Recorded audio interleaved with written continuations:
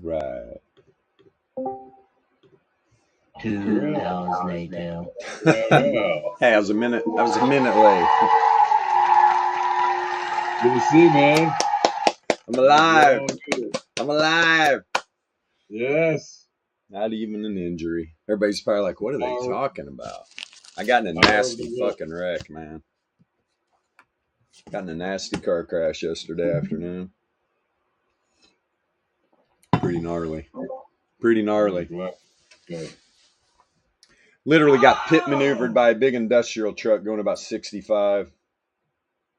Almost freaking, I don't know how the car didn't flip.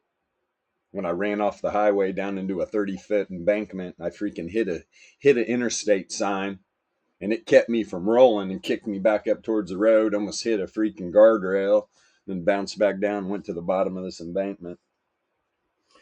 Jesus, man. Not a scratch on me, and the car is totaled. It's like, I don't know what happened. I came out of that one unscathed. Thank goodness the Saint of Satoshi Bitcoin Superwoman was watching over you, my friend. Yes.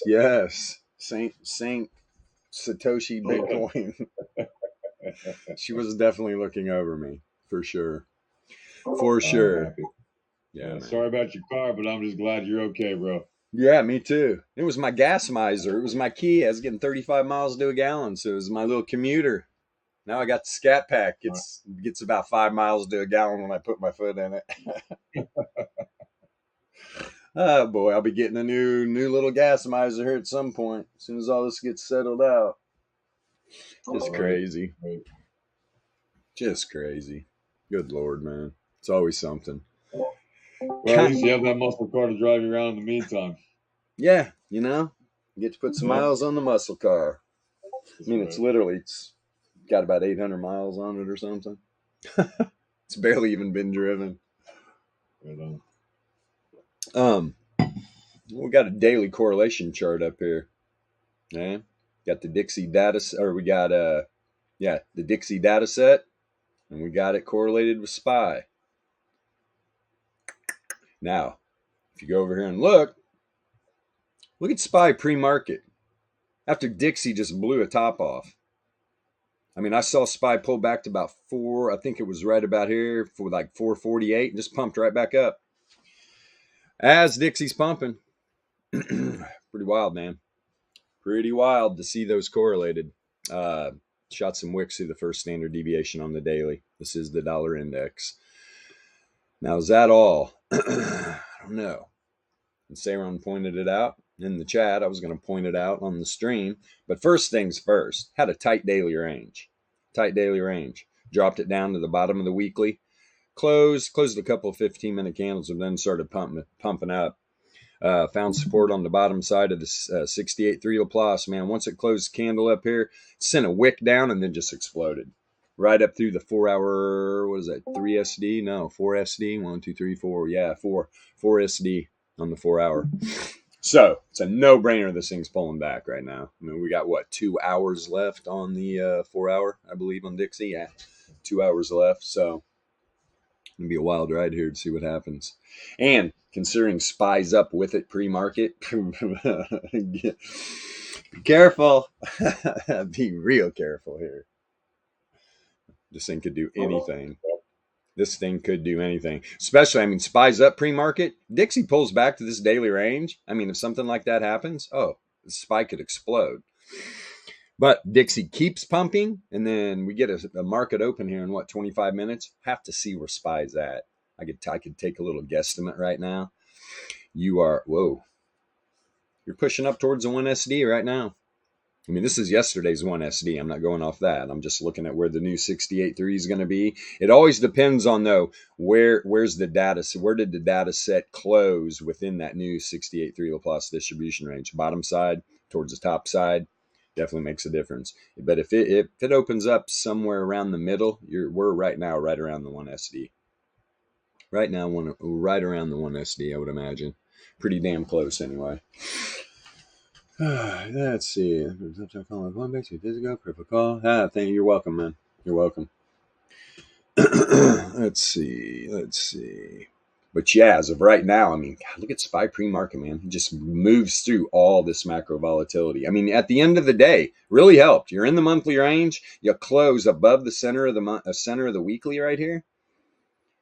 Pretty powerful move, man. Pretty powerful move. Like I said, they want a strong dollar and they want a strong market. Right now, they're getting them both. Amazing. These scammers. But the dollar is pulling back. Dollar is pulling back. Let's take a look at this real quick here. Down on, what should I start? I'm going to start on the 15 minute. See how far this blew out of the bands.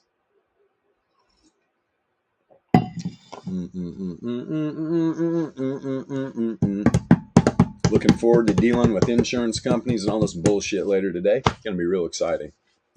Anybody that's ever done it, you know what I'm talking about. Boy, oh boy, oh boy. Madness. Come on, UPM, populate. Let's go, baby.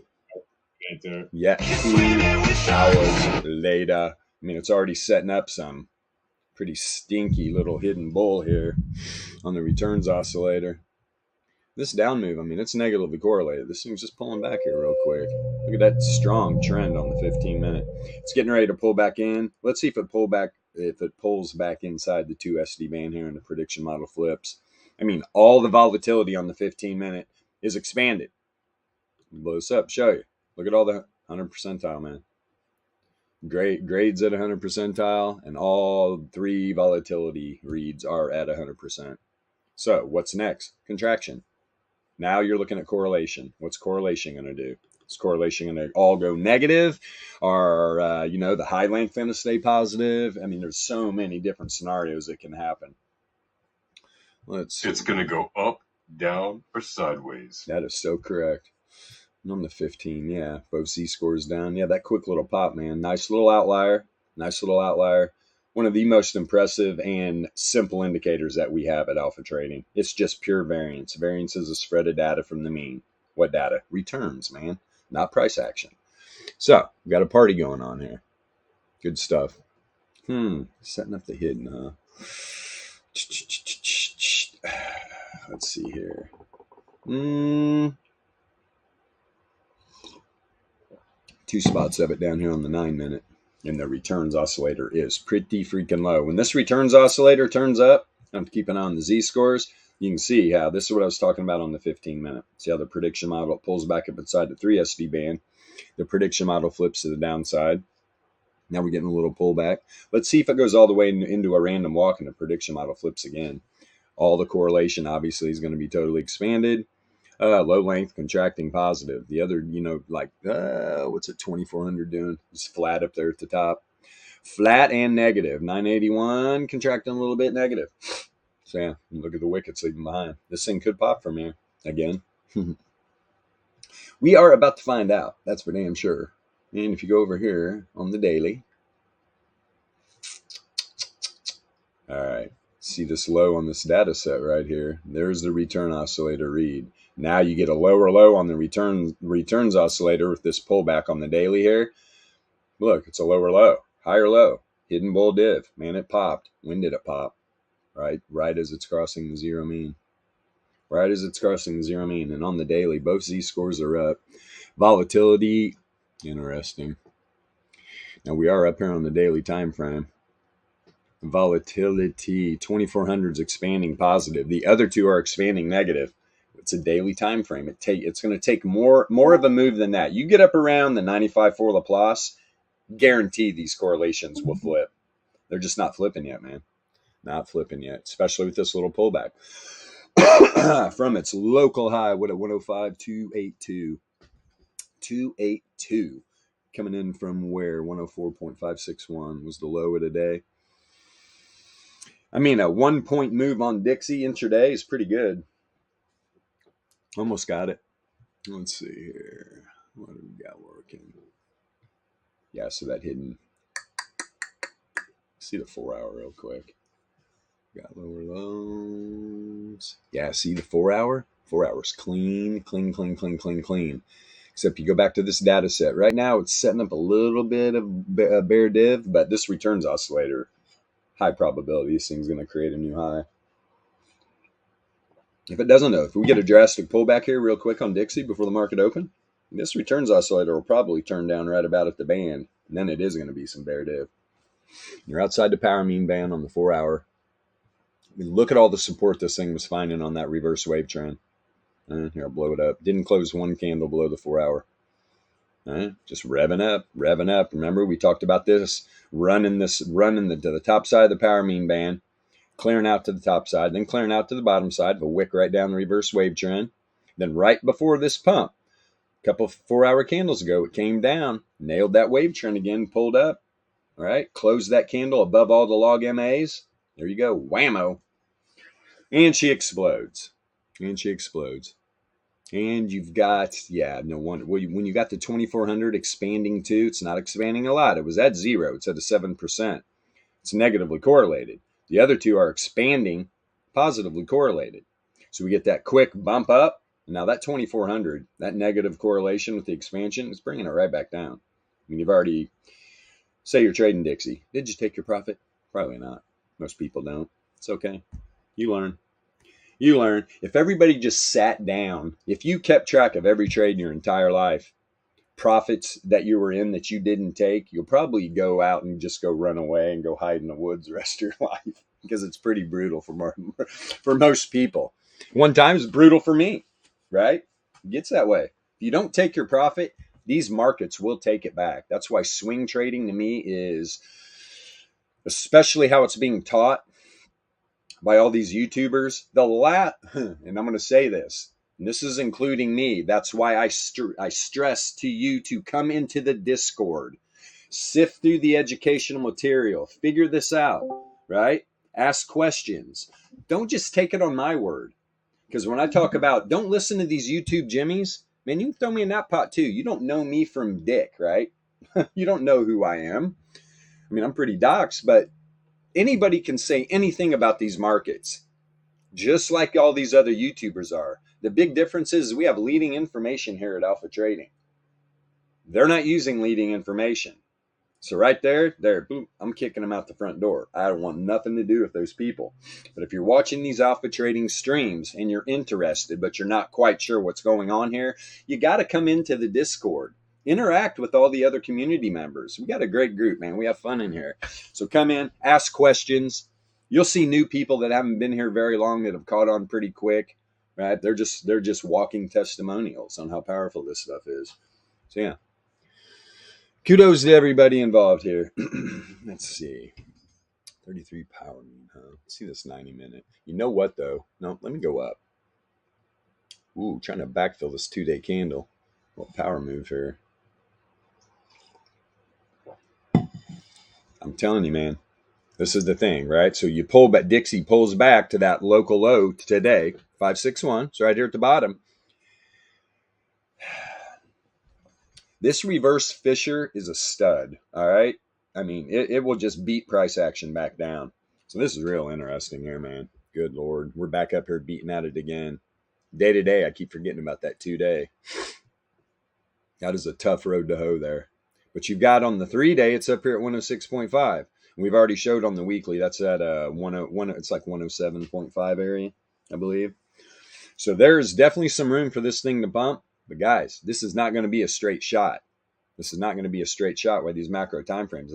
If these power mean bands flip totally bullish on these macro timeframes, here's what you're looking for. You already got the 9 log MA moving through reverse wave trend. Top side of the power mean bands working on it. Probably on this 3-day close, I wouldn't be a bit surprised to see at least the top side of the power mean band, maybe even the 33 log MA. It's going to be close. I know the top side of the power mean band is going to do it. So then this 9 log MA with a bullish power mean band below it, at least building that way, you got somewhere to pull back to. Right? Dixie will have some support to the downside. But this is definitely ramping up for a move, in my opinion. Which, you know, what will get crushed hard? Bitcoin's being very resilient right now. Everybody thinks Bitcoin's just going to fall off the planet and die. They've been saying that for 12 years, 13 years now. It's ridiculous. Make another tombstone. Crypto's dead. Blah, blah, blah. Why they all gaslight you as they're filling their pockets full of Bitcoin and all these other alts and everything. These people aren't stupid. They know that the future is digital currencies. What's up? you can tell when it's going to pull back, right, based on the divergence, right? You can just you minimize your chart. Yeah. You can kind of see where it's at and where it's at with that zero mean. Whew. Right. Oh, that 90 It's minutes. not just brutal. one read. Yeah, and you got like, let me see on the 4 hour real quick. So I'm just looking at power mean bands. Let me see this returns oscillator on the 4 hour. As of right now, at least locally, I mean, you'd have to go back. Yeah, I mean, the last local high, you're definitely creating some bear div. But like I said, I think this is going to bust through. High probability you create a higher high here, and you go to the 90 minute, no bear div. And then that confidence range, it's still up there, right? Yep. And there is no div on that at all. There we go. There it is. 45 minute it starts. Turning down, it's positively correlated. Let's see what happens. We could get a bounce off the zero mean here, but if it breaks through, stays positively correlated, you already had, and on the 45 minute time frame, you've got the 30 length z-score at the 99% confidence interval with an outlier. You're having an outlier on the low length, right? Starting to move up towards the 90% confidence interval, which, strange read, man. Really strange read. Most of the times, that 7 length is just going to pop like crazy. The 30 did. Whee! Strong trend. Strong trend on the 45 minute. And I've noticed, right, when you get like the mixed read between the divergence and the z-score, when the divergence looks like, hey, it's going to like kind of pull back, in this case, pull back, right? But that z-score is still kind of up there. Yeah. You get kind of a mixed result, right? Yeah. Definitely. Here we go. Let me see here. So that's just 45 minute has got bear div. 33 minute, no bear div. It is on the z-score. It is on the z-score, but we're about to find out. I'm watching this Entropy. That's the best thing. Come down here on low time frames. It's already, I mean, if you were in a quick long, you didn't take profits. I mean, watch the Entropy down here. I'll be telling you. Hell, the prediction model broke before it even pulled inside the 3SD band. It's a good way to figure out when the trend is over. You got to have a little workflow down here. Group up. Just start working with like 3 different low time frames. Try to get an idea. Okay, where's the top on that move? It's a good way to do it. Watch the Entropy for sure. And the fact that it's on these low time frames wasn't building any bear div at all. In fact, it's just setting up hidden bull. Yeah, setting up hidden bull. What's SPY doing? SPY is just climbing the charts, man. It's up like 0.6 pre-market with a very strong dollar right now. And I showed you why. Look at the correlation chart on the daily.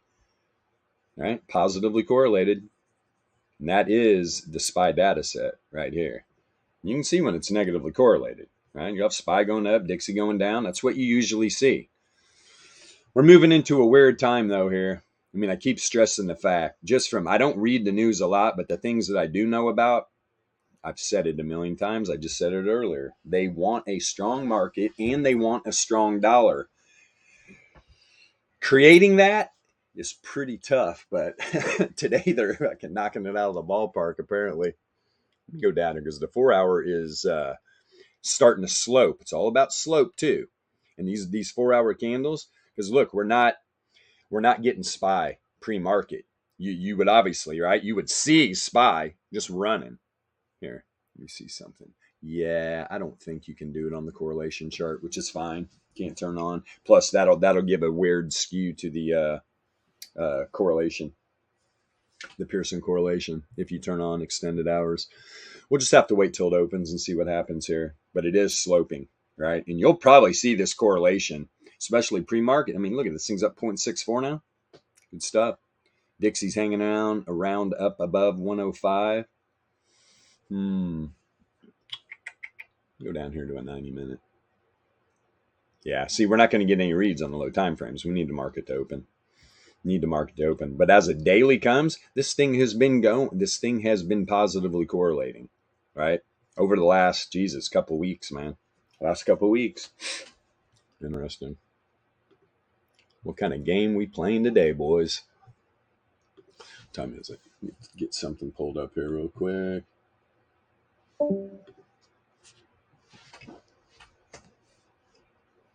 Let's see here. And it's great with insurance. Because I'm that guy. What's the highest deductible you can get? Because I want cheap insurance. I haven't been in a wreck in like 3 decades. It's crazy how long it's been. So I get a car. I get like the highest deductible possible, which was $2,000 on this Kia. Right? But then this happens. And you're like, really? Damn it. But full coverage on that thing was like $50 a month. Pretty cheap, man. Pretty freaking cheap. So here I am. Alive, thank God. Walked up to that guy driving my truck. I was like, what the fuck are you thinking, man? Dude, you literally tried to kill me. He did it on purpose. And then 10 minutes later, after cops get all the information, he just takes off. Truck's gone. I walk up to cops. I'm like, so this guy literally almost kills me. He runs me off the road, and he's just free to go. Well, there's no injuries. There's no, well, we got the one witness, and, she kind of told us what happened, but yeah, I mean, we can't keep the guy. And I'm just like, yeah, man, whatever. Jesus, what's going on right now? Okay. Let's see. Hit that rocket icon. There we go. So the 6-minute power mean band chasing down this price action. That's what you want to see. You want to see that stuff expand. I mean, the wave trend's already starting to slump over. Gives nice areas, though, to pull back to, like we'll see here on the 3-minute. And then while you're doing that, I looked on SPY. Since SPY it closed pretty much where it opened yesterday, right? A lot of the distributions might be in a lot of very similar spots, right? But when SPY opens, it might actually be up at that first standard deviation. Yeah, let me take a quick peek. Yeah, and guys, if you're not understanding what he's saying, it closed really close to the center of the daily range yesterday. All right, closed real close to it. It also opened at the center of that weekly range too. So I mean, it's just like the distribution level is probably going to be. It's not going to be identical, but it's going to be very close.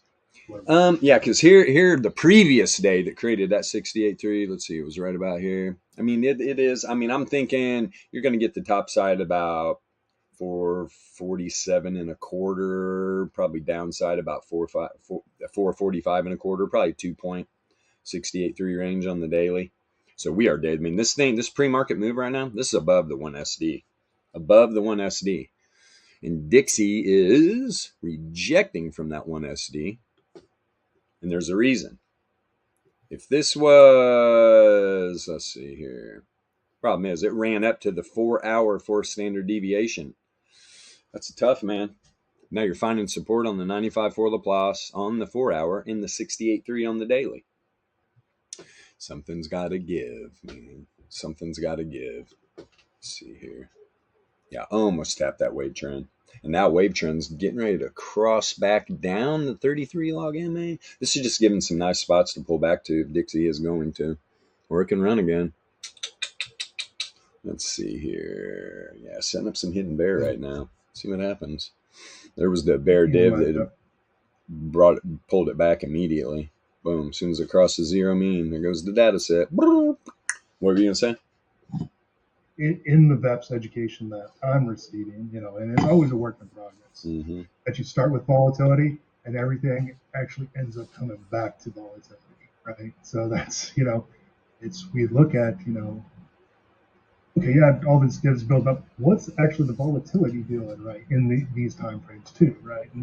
And that kind of, I'm looking more at maybe the 15-minute and the 5-minute or the 6-minute versus the 1 minute, right? Because the 1 minute can fluctuate pretty quickly. Right? Yeah. It always comes full circle on everything. Volatility is where to begin and where to end. Right. Who we got? See, I'm loading up my account here. There we go. Go off that. Ding! We got the expected move out here, pre-market. 2.33. Plus or minus 2.33. It's got almost a 5-point range on the expected move. And you're literally almost what's a data set out right now? Let me see here. Oh, that was a stiff little pull back real quick. Let me go over to the VRE. Yeah, because Dixie's popping right there. Let's see, where you coming, SPY? So you're at top side of the expected move right now. Expected move pre-market here is about 449. Just a tick under. Just a tick under 449. So you are right there immediately. Interesting to see how this changes up. Power move pre-market though, man. Power move. I mean, when I saw Dixie pump, I went right to SPY. Okay, how low is this? And I was just like, oh, okay. That makes sense. Yeah, boy. I mean, it can happen. It's all about correlation. It's all about correlation. What is correlated? Now you look at gold. You think gold's correlated with Dixie? No. No. Bitcoin? Probably. Bruh. Sitting at 26.6 for sure. Bitcoin and Dixie correlated. Let me let this dog in.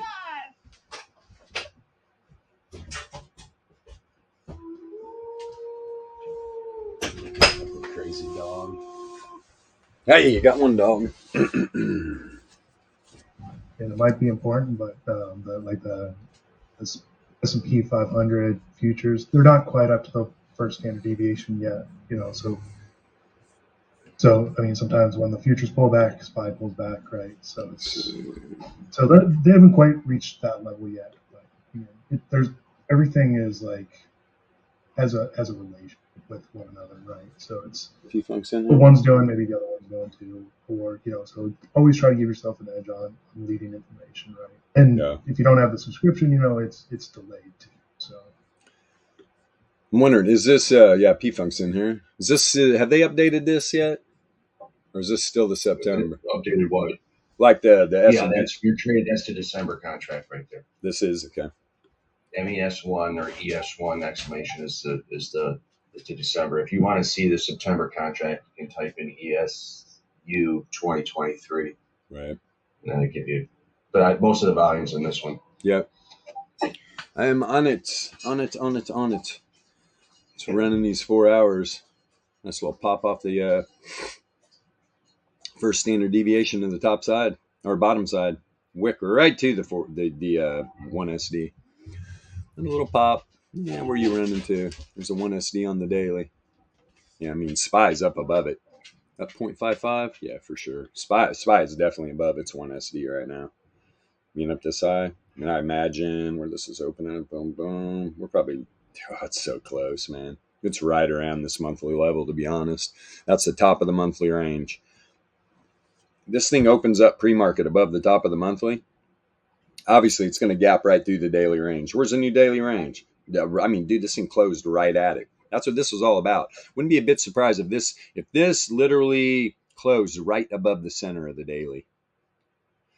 Boy, that's tight, though. I'm just, right? Look at these wicks. Where's the volatility? Volatility hunters.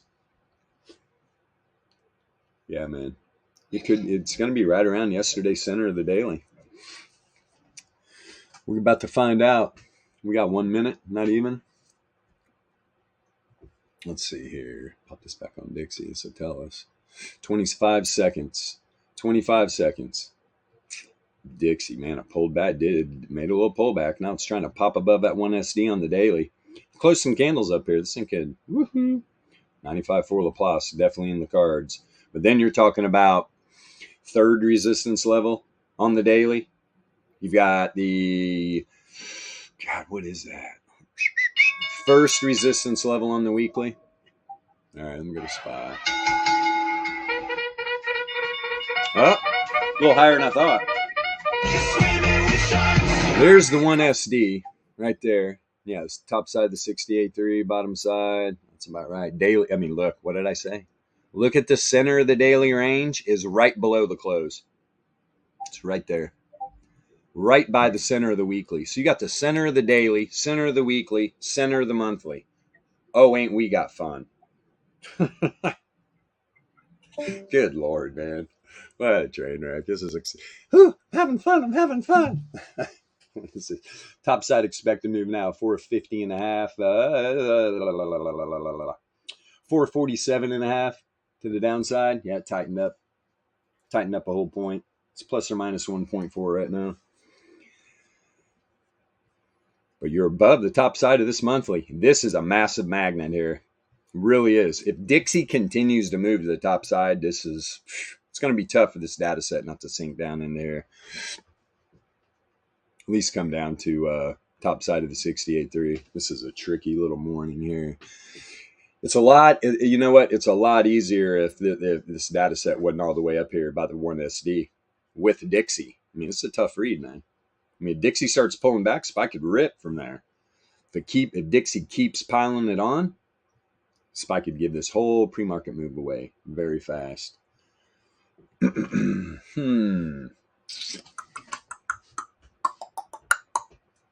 is it? What is it? Center of the monthly here. 447. 446, 445s. Yeah, I bet there was a sale early. This is where you want to let this premium shake out a little bit.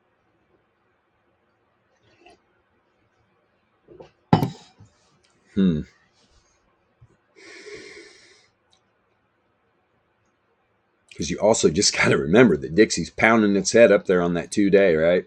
Right on that reverse Fisher. Right on the reverse Fisher. Let's see.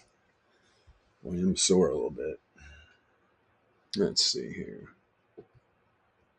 Let me check gold real quick. Messy.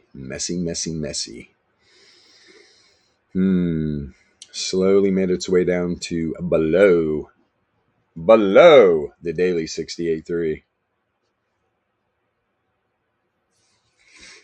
Yeah, man, this daily range is definitely kicking the price action down. Dixie stays up here. I mean, gold's pretty much. I'd be a bit surprised to see a 1SD. It already took a run to it, but I don't know, man.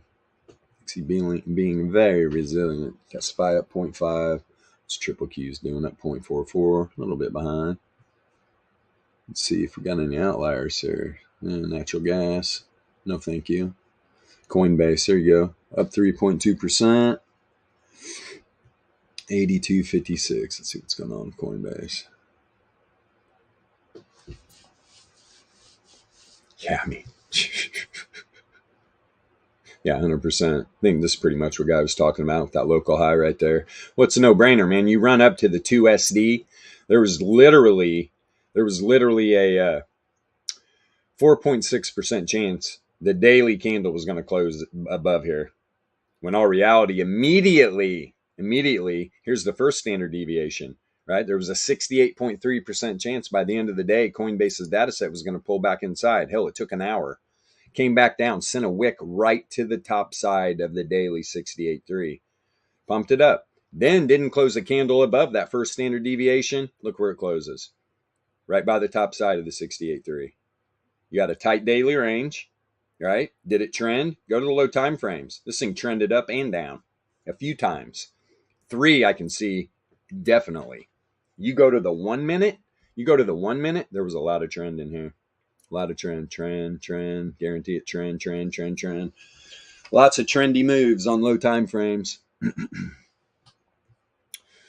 Now here you are, daily range. It's a wild time, man. You got so many data sets just piled up in their macro volatility. It's crazy. That makes it very unstable. That's what I've seen in the past, right? This thing could go either direction and run hard. I mean, Coinbase, don't know. It's got a pretty wide daily range coming off of yesterday. Definitely found support yesterday on the bottom side of the 68.3. And pre-market, right about 81.75. You're inside the monthly range, but you're sending wicks into the 1SD to the top side and the center of the monthly. That's tough. That is tough. Let's see. Who else we got down here? Carnival Cruise Lines up 4.4. Those boats are total circuses. No thanks, man. Let's see here. Anytime I've been on a cruise, I've never really had a good time. Let's see. Yeah, man. Interesting day here. Starting out. SPY slowly pulling back. I mean, considering they're correlated, that's the thing. These two could pull back together. There was a little bit of tomfoolery going on yesterday, too, some of the moves, if you were noticing. Let's see here. Dixie. Correct time. SPY being on top of that monthly, it's making this. Oof. And that's the thing, man. You already ran a wick to the 1SD to the top side, right, on SPY. So how comfortable are you in buying calls? Not very comfortable, man. Not very comfortable. That being said, I mean, this thing could run. You could do a 95 for Laplace run, right? You do have a tight daily range. You really do. Let me see. Let me put this on the 1 minute. Let's see exactly how tight this thing is. Real tight. Holy crap, man. Holy crap, a Rooney. About 8 cents. 8 cent daily range. That's totally just encompassing the fucking center, pardon my French, the center of the weekly. Then you got the center of the monthly. Like I said, it's trying to find support on the top of the monthly. SPY's going for it. SPY is going for it. You know what? Let me see something here. Best case scenario. What's his top side? What is the 95 for Laplace? So we got 452. Let's see here. I'm just gonna 452. Let's move that up. Let's if I was gonna sell the 452 call. Let's see. Boom. I'm trying to set up a little iron condor here. And to the downside, what is the center of the weekly? 446. It almost set it up perfect for me. We had to move these out one strike. Just want to see 70% probability of profit. But this is what I'm saying, man. Even on these defined risk trades, intraday, you just have to, I mean, max loss $89, $11 profit. But you have a 70% probability of profit, right? So what are you going to do? Go 10 contracts, just make $100? I mean, just the risk reward is just not there. The risk reward is just not there. So maybe it's in a butterfly. Let's check it out. And right now, I would definitely probably do a long put butterfly. Let's see. Skew it to the downside, shall we? Let's see here. Let's bust this down to about 445. Put that at 448. Yeah, there we go. 154 to make 143. It's pretty even. But your probability of profit's pretty low because of that, you know, even money, even spread there. Now, if that max profit was about $80 on 155, you would see a probability of profit probably over 60%. That's why intraday, usually buying premium, man. Usually buying premium. And when you have the VEPS, unlike everybody else out there gambling, especially right now, good luck, man. Flip a coin if you're using traditional TA.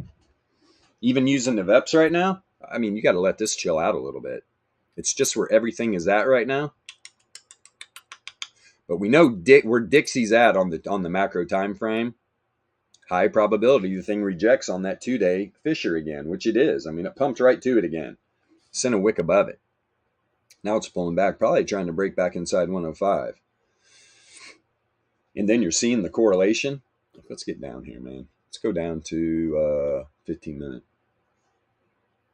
God damn, look at the correlation, man. The correlation. I mean, you're positively correlated. This is when you need to throw that out the window right now, saying, "Oh, if Dixie starts pumping, yeah, we definitely want a short SPY." Hey, be careful, man. Correlation's telling you the exact opposite. Let's see, 33 minute. Yeah, everything's starting to slope. Let's see on the open, that 4 hour. Yeah. Now, why haven't we got that read yet? Come on. What time is it? Actually, it's probably about to pop. Probably about to populate. Let me see here. Go down the 90 minute. Yeah, it's still not. Yeah, you got to go way down here to low time frames. You got to have a candle close on those other ones. Hi, girl. What do you want? You want out again? Oh, what's on your face, baby? She's got all kinds of little bumps. Oh, well. What are you going to do? 9 minute. Yeah, a little spike in correlation right on. Yeah, this is some weird reads right now. Correlation gets a little shaky down here on really low time frames. The daily, though, has just been building and building and building. Wow. Running with the Dixie. Is Matt in here? He loves that Van Halen. Who doesn't? Who doesn't love him some Van Halen? Oil slowly creeping towards 90. It's almost there. Almost there. Okay.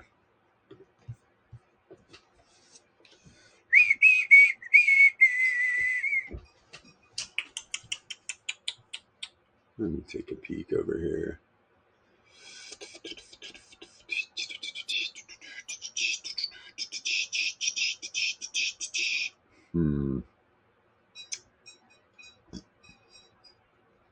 Go.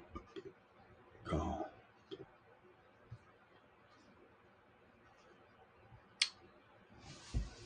Hmm.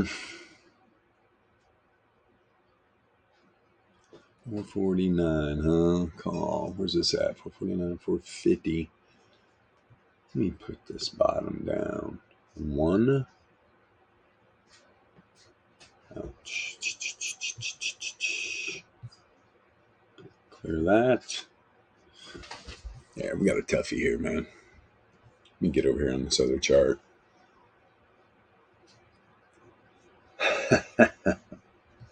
Gosh, look at this 3 minute, man. Oh, boy. I mean, it really looks like to me this correlation might be getting ready to break, to be honest. I'm not going to lie, bros. Sisses. We got to 447, man. 35 cents, 446.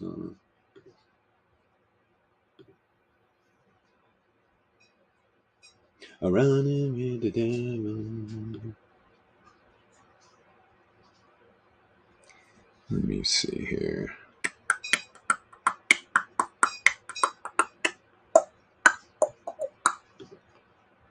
This has got so much support down here. That's when you need a big, massive move. You got to get away from this. I mean, do you see what's been going on? I'm telling you, man. These ranges, these macro volatility ranges are just, they are sticky, real sticky. You got to get up above the resistances, below the supports, things of that nature. Then you start working down towards the next support or resistance. Hasn't done that. And it's literally trying to break back in the monthly range. So that is tough. That is indeed tough, man. 3. How did I get 3 on that?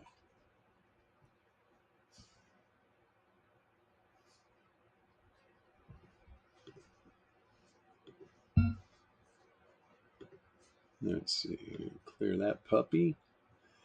Dun, dun, dun, dun, dun, dun. Let's see. Apparently, I guess we had a little bit of a spammer run into the Discord or something this morning, too. You guys, if you're ever getting DMs, my recommendation, just turn off your DMs. If you're in Discords and you have your DMs on, you're ripe for social engineering. People are going to be your buddies until they scam you with something. So be careful. Look, we will never DM you. If you ever get a DM from one of the founders of Alpha Trading, or even one of the other like members you see all the time, because these scammers are smart. They'll come in, they'll see who's really active. They'll take on their roles and stuff, right? Guys, don't fall for it. Immediately, if you get a DM from somebody, come into the general chat and tag us and ask us if we're DMing with you. But you can guarantee we're not, man. We don't roll like that. We do not roll like that.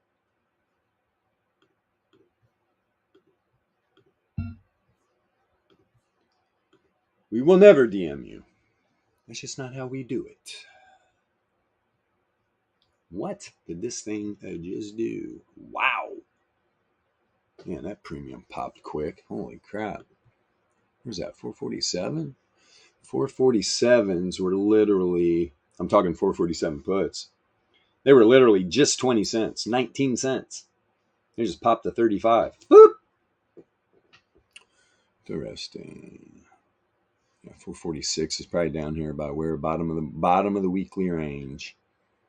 Bottom of the weekly range. God, this is so tight right here. You got that tight daily in there? Goodness, man. We're going to see some crazy moves today in SPY. We really are. If this tight daily range,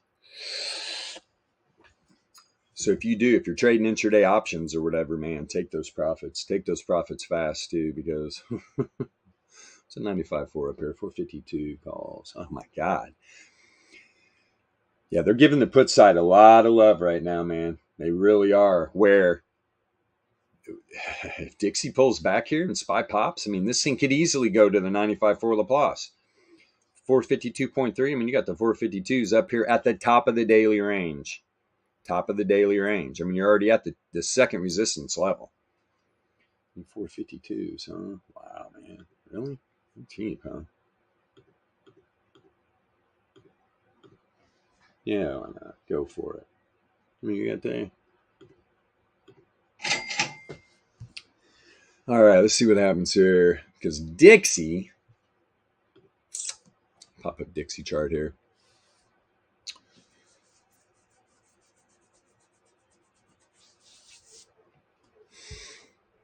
Hear the dog going crazy. So that's a 3 minute. Let me go back up here on the 4 hour.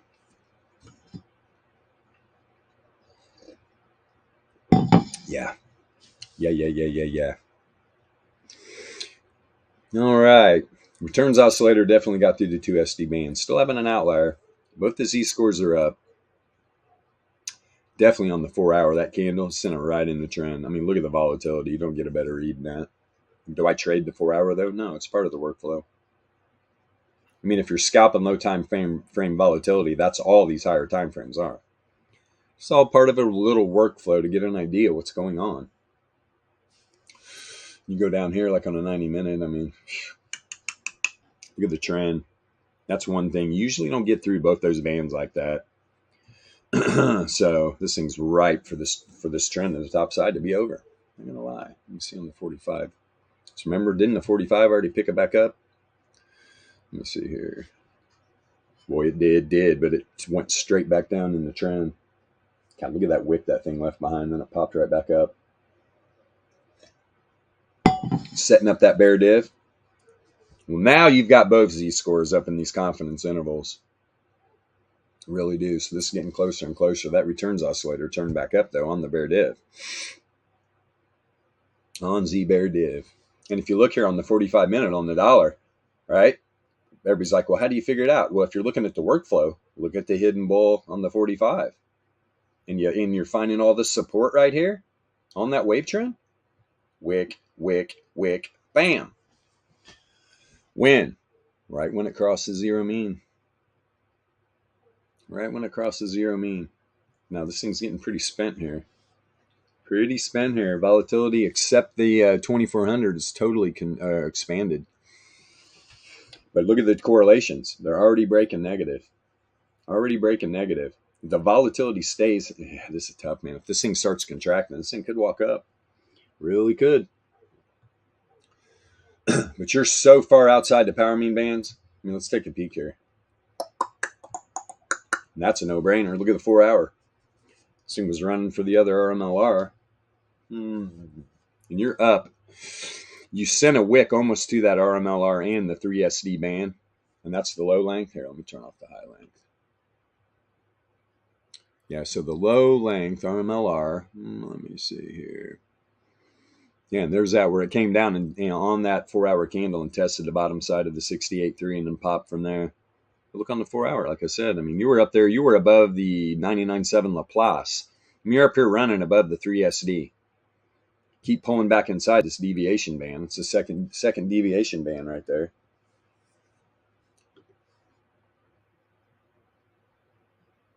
See the 90 minute. Oh, man. Yeah, man. Mean reversion. Dixie could be getting a handful of it here real soon. Where is this starting at? Oof. Boy, those are real similar. Huh. That's even a stronger pull to the downside. Let's see what happens, man. Let's see what happens. Turn off the high length. There we go. It's at the 90, I'm at the 45. All right. 33.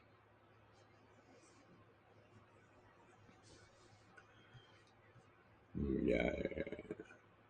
Dixie, 104.95. 104.95. This 15-minute will look a little better. Yeah. Now where's the 30 at? Okay. Beautiful. Where's a 33 power mean? Let's this thing populate real quick.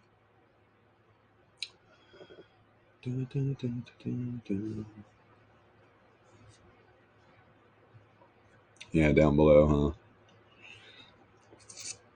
I mean, look at the wick.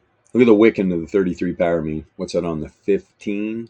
Yeah. So you go over here, put this on the 15-minute.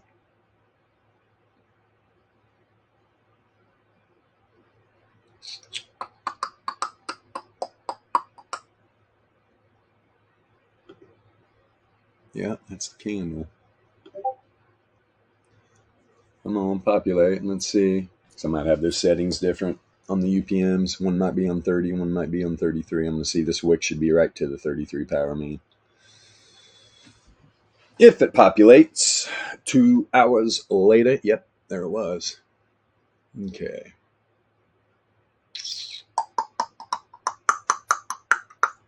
No, I think I do have this thing. Let me see here. I'll get the power mean. Hey. No, that is the 33, man. Why is that populating different? It's driving me crazy. Let me see some here real quick.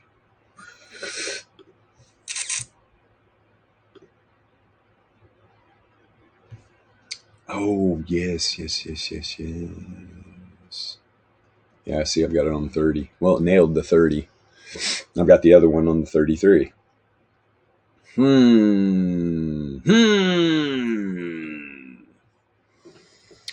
know what?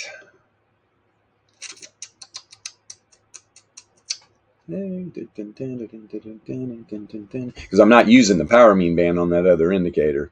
So if I went into this power mean band, the thing is I have the 33 highlighted. That's the, like, you see the blue, the red dot, pink dots right down here. That's the 33. If I would put the 30 length, it's it right here. Bam.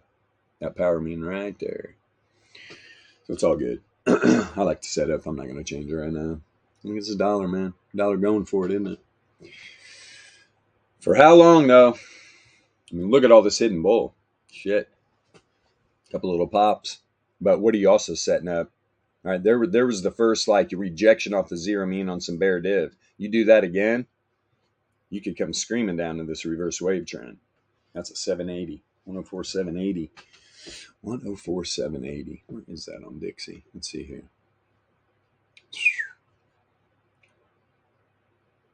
Yeah, I mean, pretty much right at the, what is that? Yeah, that's that monthly. That's the first monthly resistance level, right? The Dixie was just getting beat down. I mean, you see it, right?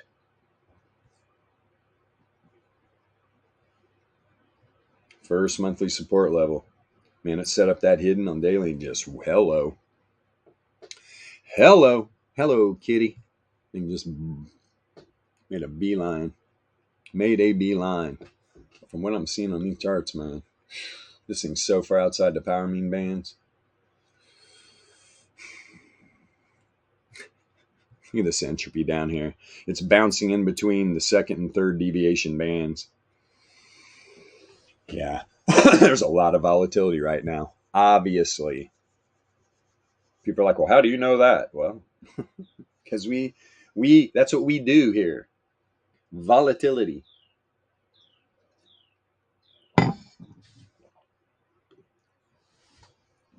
Meanwhile,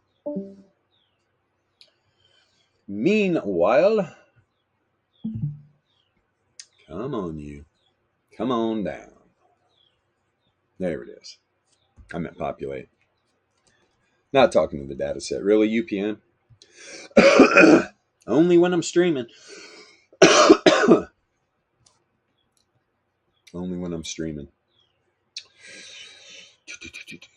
One, you're charting on the same platform you're streaming from. Yeah, I imagine that's tough.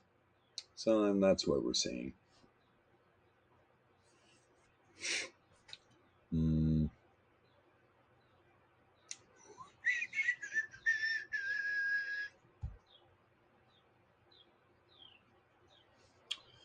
we got going on here? Yeah, man, Dixie making a move. But then again, you go over here.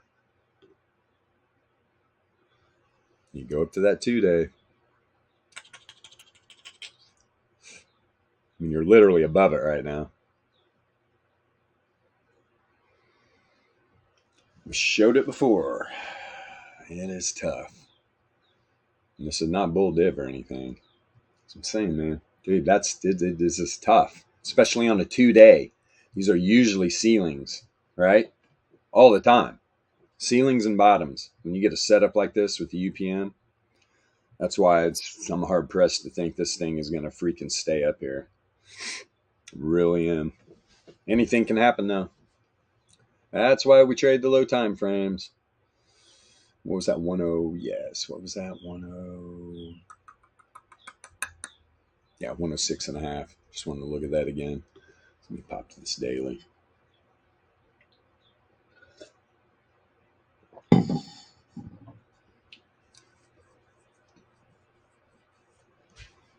SPY is being pretty damn resilient. Indeed. I mean, you found support up here on the 9 log MA. Like we said, on that hidden bull, and it just popped. Nice daily candle on Dixie. For sure. Already setting up some bear div though on the top side. 981 negatively correlated, expanding.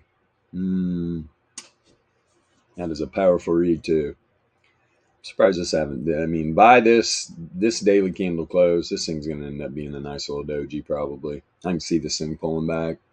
4.8. As I run my butt down through here. Especially, dude, the volatility sometimes will give you some wild reads, man. You just saw you're having an outlier to the downside. Wasn't that on the downside?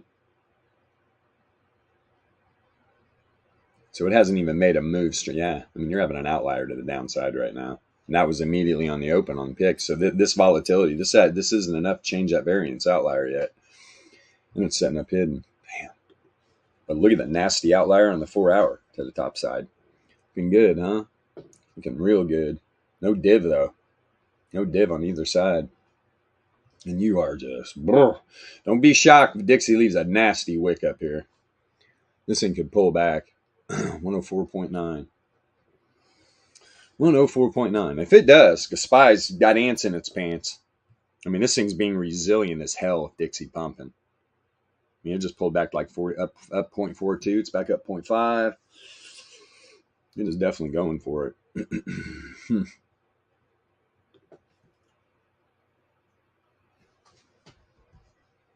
this is a volatility trader, right? The old manifesto. This is what we do. We're just running around using our workflows. Or you can use traditional TA and have literally zero idea what's going on.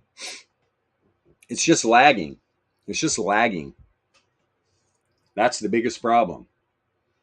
So you're going up against, number one, you're going up against these behemoths that have a lot more liquidity than you, right? That's right out of the gate. They got a lot more liquidity than you. Then you're using lagging information. They're using leading information. That's why. We talked about this the other day. People out there that are using traditional TA to trade with, and they have a good P&L, I guarantee you they're trading intraday, they're taking their profits early and often, and they're getting out of bad positions immediately. They are not letting the market take it. They might let the market take $1 from them. They're just, woo, that thing turns away, they are out. So keep that in mind. I mean, we are here to help all traders. I don't care what you use to trade. The biggest thing we're trying to teach people are three things. Always take your profit, Always limit your losses and never be emotionally attached to your trades. You follow that, right? You're going to have some losses because you're using lagging information. But if you just get out of the losing positions, save yourself. You should never get liquidated. Never. Yeah, boy. There's literally, now let's listen to the wording, hedge funds. Do we know what hedge means? Right? Hedge funds. How the hell do hedge funds get liquidated? Explain it. Because they're sometimes bigger idiots than retail traders. Leverage. It's pretty insane, man. Pretty freaking insane. Really is. Okay. Look at that Hello, 90 minutes. this is ChatGPT. 10 right on the nose. What you got, girl? Did you wake up, choose violence? Hello, it's me, Alpha Trading GPT. A group of voodoo TA villains are plotting to take over the world. Voodoo villain Vern says, "We will crush the algorithmic Avengers." Vain villain Victoria says, "Ha ha ha. They will never see us coming." The algorithmic Avengers are gathered in their headquarters, discussing their next move. Captain Americandu says we need a new kind of hero. Someone, or a group of people, who can defeat these villains using math. Ironically, non-ironic man tells his friends, "I know just the people." The mean man, the mean reversion girl, the distribution man, and the rest of the math superheroes are introduced. Mean man says, "I can calculate the average value of anything. And I can be nice about it, despite my name." Distribution man utters, "I can show you the probability of anything happening. Statistically, he most likely can." Mean reversion girl says, "I can predict when things will go back to normal." The math superheroes team up with the algorithmic Avengers to defeat the voodoo TA villains. No. Mean Man explains, the average value of their power is 3 standard deviations to the downside of the RMLR. Mean reversion girl says, they're about to revert to their mean, and they don't even know it because they're using the RSI in one of their charts through a triangle that misinforms them to believe that the asset in motion will break down. Distribution man predicts, the probability of them winning is very low if they keep using their voodoo against our VEPS leading information. The math superheroes and the algorithmic Avengers defeat the voodoo TA villains and save the day. In theaters this summer, experience the power of math. It's the math superheroes from the marvelous Alpha Trading universe. Alpha Trading, a better way to trade, and a better way to marvel at the world of math-based heroes. Oh boy. That's right. She's a sweetheart today. Yes. She's a sweetheart today.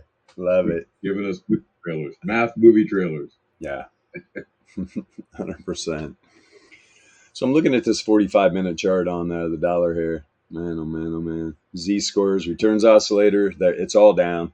Literally, the variance just turned down positively correlated. Outlier stop. As soon as this thing, that's all it's got to do. Give a little bit of boost, and it's going to continue this outlier. But look at the trend, man. That's a deep freaking trend below the 3SD band. That thing's so ripe to turn up. But there's just no quitting this thing right now, apparently. Just climbing. I can't get the UPM populate. Hey, man, press machine. I know what I'm going to try to do. I'll do it later. I'm going to set up a single chart with just the UPM. Just the UPM and see if it populates fast. Here's the problem, right? You got one chart. You're populating the deviation bands, populating volatility, populating entropy, right? Then that's why the UPM is the biggest. It always loads the last. Maybe if I put it on its own chart, maybe it'll populate a little quicker. We'll find out. 100%, man. God, look at this thing. It's tearing ass, man. Tearing some butt up. It was 447. Okay. Boy, this premium is wild right now, man. The premium is wild. Pretty damn. I mean, put side's getting. You're paying for the puts right now, man. You are definitely getting some little extra premium on there. The lotto tickets are on the call side. You got Dixie pumping. You know, now SPY's back down to 0.4. I think it was up like 0.55 at the high or something. Telling you, man, at some point this thing's going to mean revert. Kudos to the dollar on the early run. SPY is pretty, hanging strong. For as strong as this dollar is, SPY hasn't gave up a lot of that move yet. Pretty fancy. Pretty freaking fancy. I'm waiting to see what happens here on the 15 minutes. Is this thing going to reject again on some more bear div? I mean, look at the returns. Look at the return Z-score. Right? And you literally cross the mean right here. I mean, this thing's heading down. You're creating lower highs here on the 30 length. I mean, this thing's just packed full of bear div. And there's where it really started, right? You can see when it pulled back inside the 3 SD band, that prediction model flipped, but it went right back in the trend.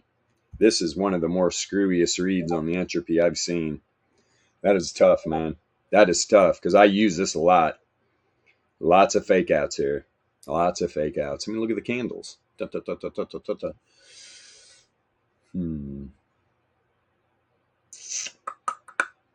right, 33. You going to populate for me? Come on, UPM. 45 is way out of bounds, so it was a 33, man.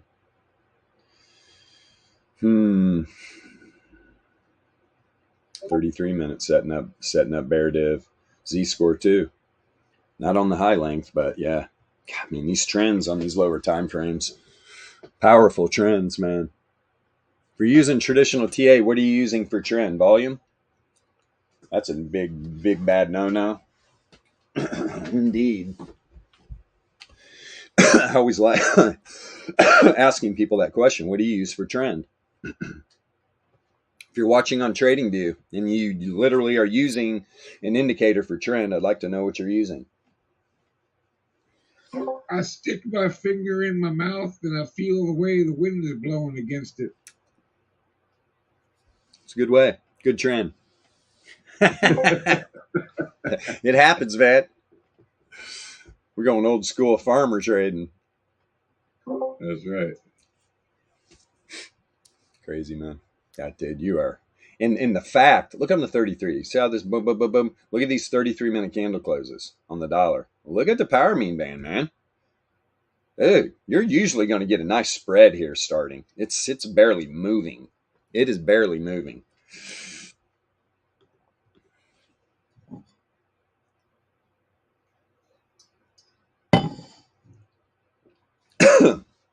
Starting to get a little spread on the 15. And at this point, when you get this far outside of the power mean band, I'm looking at these reverse wave trends. That 104.8 number just keeps popping up. And what's 104.8? Just showed it. Looky there. It's that same damn level this thing has been dicking around with and having trouble with. So those like 15, 33, all those wave trends are right down here, around here. So if these dollar bulls give it up a little bit and this thing starts dumping down, we'll probably see it back down here. I mean, it already made a run to it, though. Look at this. This thing is just showing some incredible strength right now. Literally 40 minutes into the trading day, and this thing's just ripping. Not for nothing, but 4 days ago, there was an intersect on the old RMLR at Power Mean of Dixie. And on that day, we had a nice little dumpy move. Mm-hmm. And today, 3 candles later, on the 4th candle of the expected nice little move, we're having a nice little pump. So, and we're seeing it just as the old RMLRs themselves intersected yesterday. What time frame? The daily. Yeah. The daily on the dollar. Dollar daily.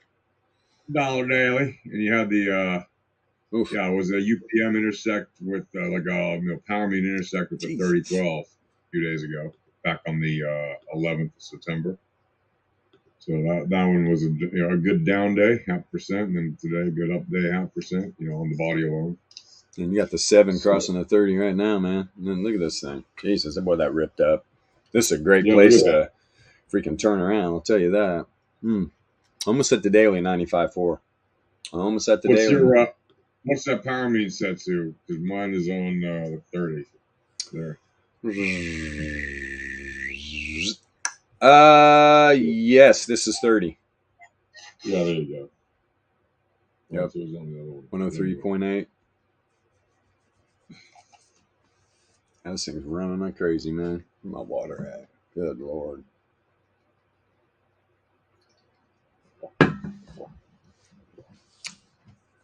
If you're watching on TradingView, this is not a star chart. Right.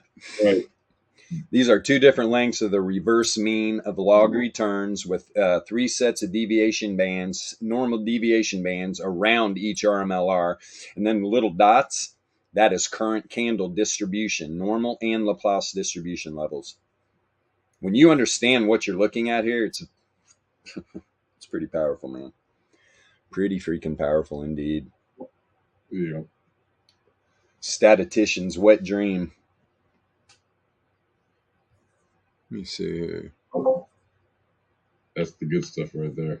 That's the juice. Math. We spell math. MAFFFF. That's right. A lot of F's. A lot of F's. Math. Math. And I got a newsflash for you. You don't have to understand the math. You don't have to understand the math. That's what the engineers are for, right? That's what our coders are for. They understand all that.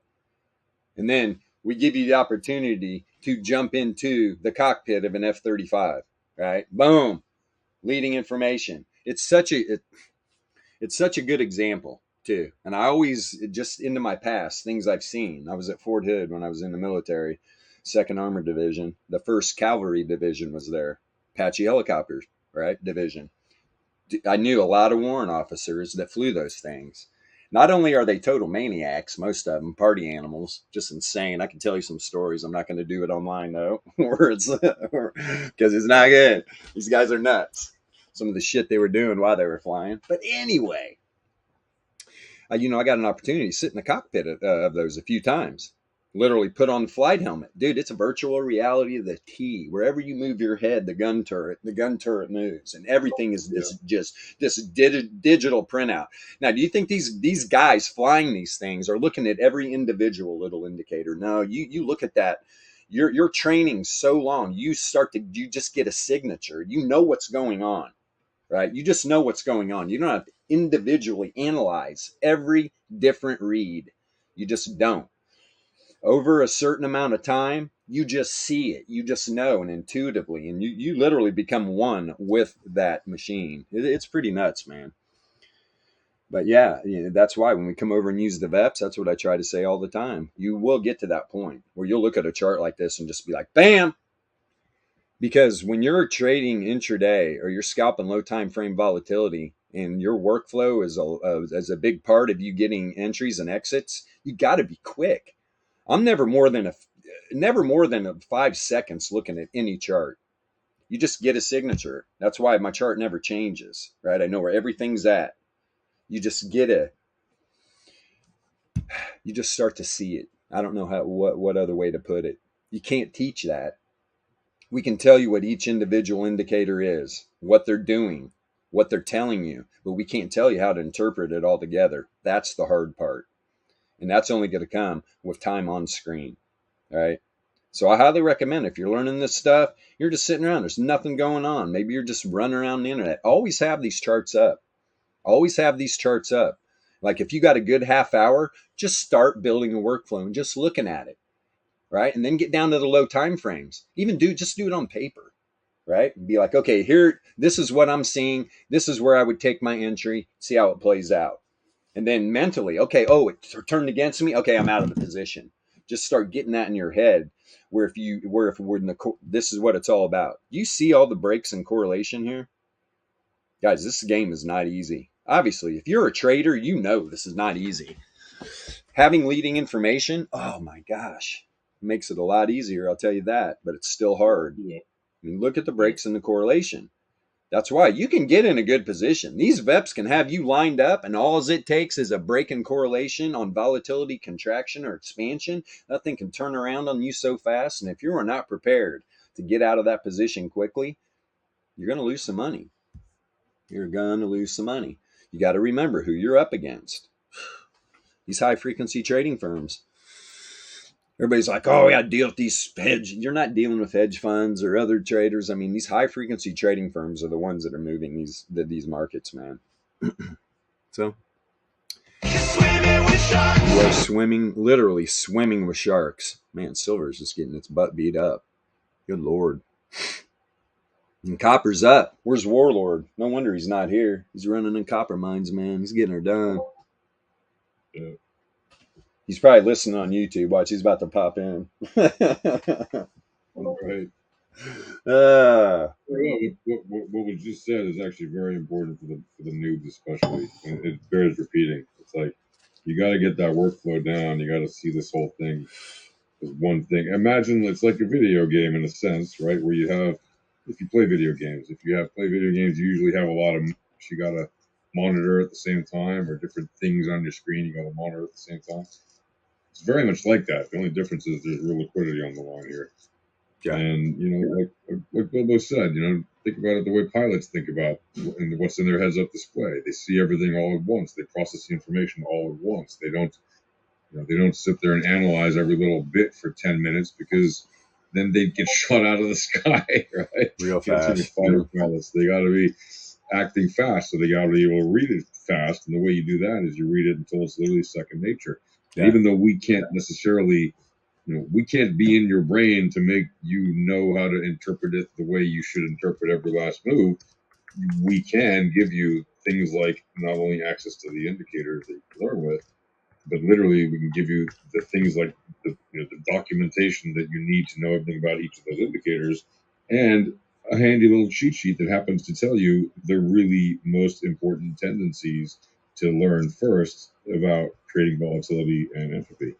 Because those tendencies, call them tendencies, are really, really strong. Like, super powerful. We don't put that sheet out for nothing. And you can come get that for free in the Discord. Yeah. But yeah, learn those tendencies, those things. That is the golden key, man. That is really, you want to learn how to do this stuff, get access to those free tools and learn those tendencies. Yeah. And it will amaze you if you do what plenty of other people have done. They come in, they try it, and if they really put effort into it, they see the power of it. It's kind of a no-brainer. Like, if you aren't a trader, this is the stuff to use. If you don't have you don't have access to the HFT algorithm bots because you don't work at a place like Citadel or whatever, this is the kind of information they deal with. Just they have different interfaces. That's all. But it's the same. It's based on the same math. And once you learn how to read this stuff, you will basically be a fighter pilot of the trading world. And that's the trick to this whole thing. Learn it. Like, we spend hours every day sharing information with you. Why? Because we want you to learn how to trade, and we're not asking you. Really not. We don't care if you join or not. If you want to join, great. If you're not, that's fine. We need the liquidity on the other side of our trades, like we always say. That's the bottom line. But, we will help you. Exactly. If you do want to escape the ways of the crazy voodoo TA, there is a way out, and this is the way out. We are your lifeline. We are your life buoy. We understand most of you won't do it, and that's fine. Good luck to you. But for those of you, for the 1 in 100 that are listening out there, like, man, I'm sick and tired of getting wrecked. Doing nonsense that Jimmy's telling me to do every day on his YouTube channel. Yeah. And we are your escape pod. If you guys, anybody watching or listening to these streams, if you have any friends that just strictly trade options, do them a favor and have them come watch some streams. Because this information is an option trader's just, oh my God, it's a dream, man. It is a dream. You got trend, you got volatility, just the variance, everything, right? The projection bosses. I mean, oh my God, it goes on and on. Option traders will love it. And then getting back to the workflow or whatever, like we were talking about pilots, you got to think of it like this too. First, you'll get to the point where you're an Apache pilot, right? You can read the thing. But hey, man, the top speed on those things is like 180 miles an hour. They usually cruise around about 160. You want to get to the point where you're flying the F-35. There's a massive difference, right? We're talking like, hello, you go from 180 miles an hour top speed to what? Mach 2? I mean, you're just cruising around. 1,500 miles an hour, 2,000 miles an hour. Who knows? Those things boogie. I don't even know. I haven't even looked into it. Now, the Apache, I know a lot about because I was stationed down there. But yeah, you want to get to the point where you're literally an F-35 pilot. And it is quick. That's why I said most of the times I'm not on a chart more than 5 seconds. So think about how fast I can do a workflow. You really, if you're trading low time frame volatility, especially if you're down here, if you're down like 3 minute, 1 minute trading, you got to be really quick. Because if I'm doing intraday workflows, I mean, I'm not gonna lie, I'm down. I'm like 4 hour down, 4 hour down. Sometimes only 45 minute down. Right. So yeah, powerful. And there's so many different ways to set this up. I mean, a lot of these indicators, I mean, I know like the RO, you can set like different lengths, things of that nature, multi-time frame stuff. There's a lot of stuff going on.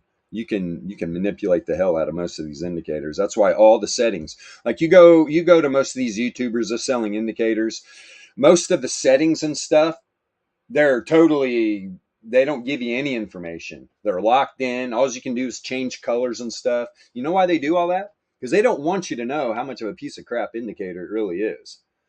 I mean, I'm telling you, man, you guys, join the revolution, man. Join the revolution. Come in and learn. And these settings are open. You can do whatever you want. And that's what we hope people do. That's why when people come in, that's why I always say I'll never knock anybody for using any way. I don't care how people use this stuff. Maybe somebody finds something I didn't or one of the other members didn't. That's what's so powerful about this. Play around with it. See if you can find something. You know, special lengths, things of that nature. We had one pretty smart guy that really, in the beginning, literally these lengths for Wave Trend and Fisher, I don't even remember dude's name. He chose the wrong camp though, because that thing fell apart. If you're out there listening right now, God, what was his name, man? We were behind the scenes talking with him all the time, especially me and Matt were. What the hell is that dude's name? I can't even remember, man. Pretty sad. When we were, it was like when we were talking with Fur Primal too. Fur Primal, if you're out there, what's your story, bro? Chasing chickens, surfing? You know I love you, bro. Be nice to hear from you. Be real nice to hear from you. Reach out, bro. Reach out. Let's see. Yeah, but he's doing all right. Yeah. Those dollars. He's living the freaking dream. I know that.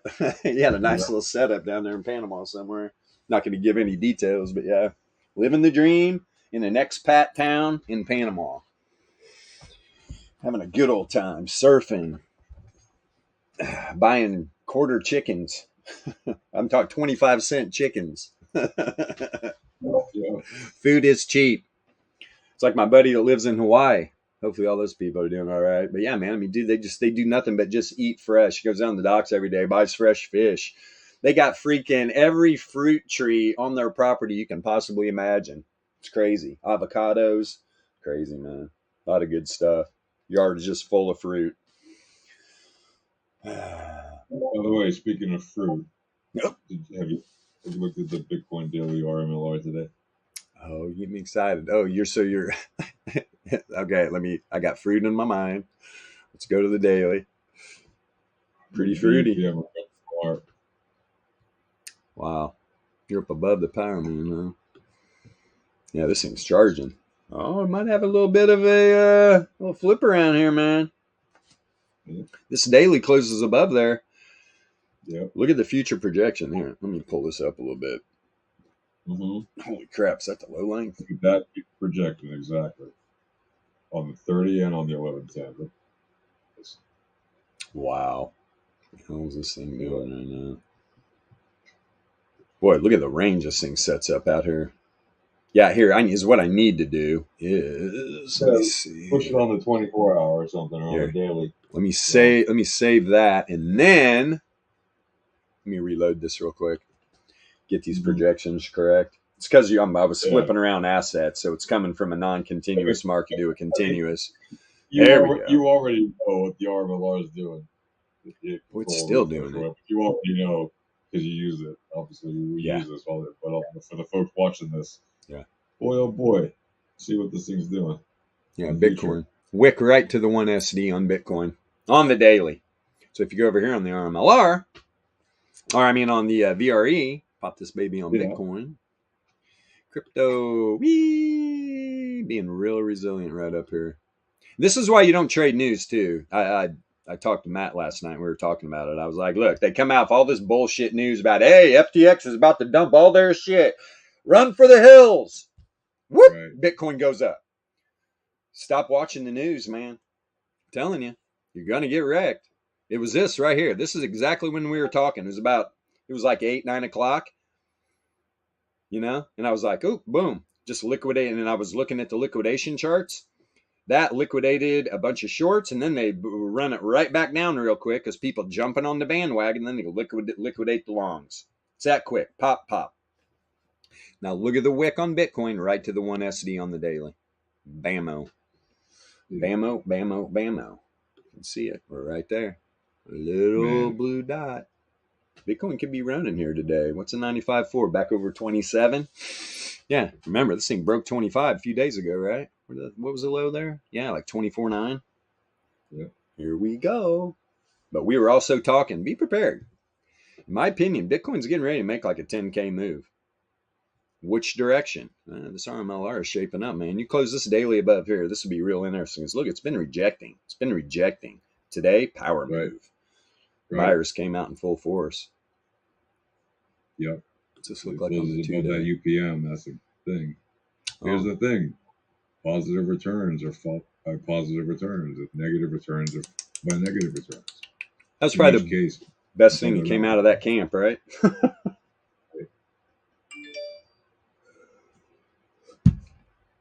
Yeah, he is correct too. He is correct. And that was what was that indicator? What's that indicator called? I don't even remember. Yeah, yeah. There you go. There going. Yep. So look where the power mean is up here on the 2-day. It's up here about 28,350.